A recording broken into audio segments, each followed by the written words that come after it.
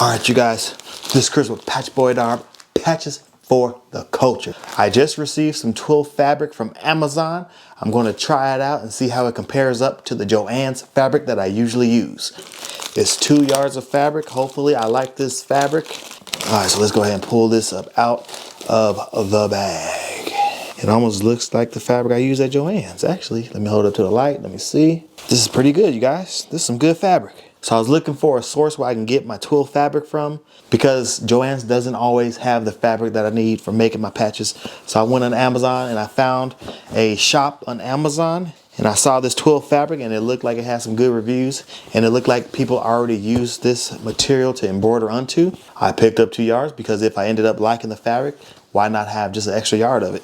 Let me compare it to my Joann's fabric. All right, so I just upped the ISO on my Canon RP. Any of you guys looking to get into creating content and you want to start off with an affordable mirrorless camera, check out the Canon RP, link down in the description box below.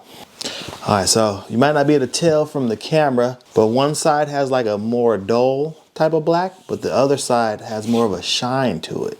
So that's pretty good. So I can either use the dull side or the more shiny side, depending on the patch that I'm making and depending on if the patch utilizes any negative space. Now, I got the Joanns fabric right here and I got the new fabric right here. Let's see if we can match these up and see any color differences. So the Joanns has a dull and semi-shiny side, but not as shiny as the new fabric, which is not a deal breaker. I always go and get this Joanns Classic Sportswear Twill.